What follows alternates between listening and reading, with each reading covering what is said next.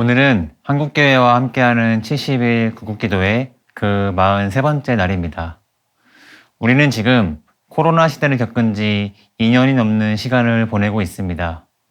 금방이라도 사라질 줄만 알았던 코로나 바이러스는 이제 언제 사라질지 모르는, 아니, 이제는 코로나와 함께 살아야 할지도 모르는 시대가 되어버린 것입니다.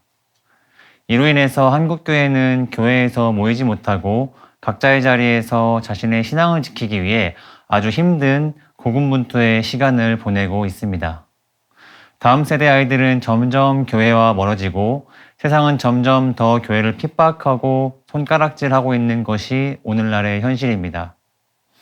그럴 때 믿음이 있는 우리가 절대로 놓아서는 안 되는 것이 있는데 그것은 바로 기도입니다.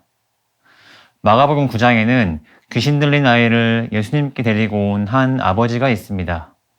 이 사람은 예수님을 만나러 왔으나 처음에는 예수님이 없고 제자들만 있어서 제자들에게 그 귀신을 쫓아달라고 했지만 제자들은 그 귀신을 쫓아내지 못했고요.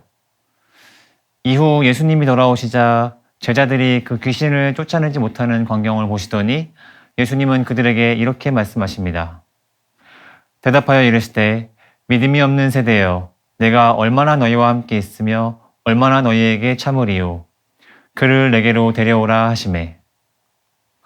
예수님은 그들이 귀신을 쫓아내지 못하는 것을 보시고 그들에게 믿음이 없는 세대라고 말씀하시면서 아주 꾸짖으셨습니다. 그런데 이상합니다. 그들은 마가복음 6장 7절에서 예수님에게 귀신을 제어할 수 있는 능력을 이미 받았거든요.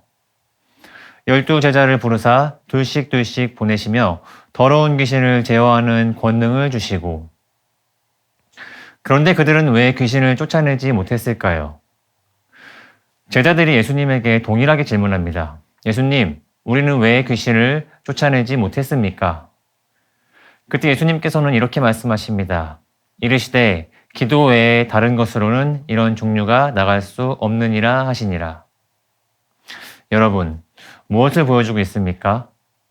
제자들은 기도하지 않고 귀신을 쫓아내려고 하다 보니 그 귀신을 쫓아내지 못했고 예수님은 그런 제자들을 향해 믿음이 없는 세대라고 꾸짖으셨습니다. 그것은 바로 기도가 곧 믿음이라는 것을 보여주고 있습니다.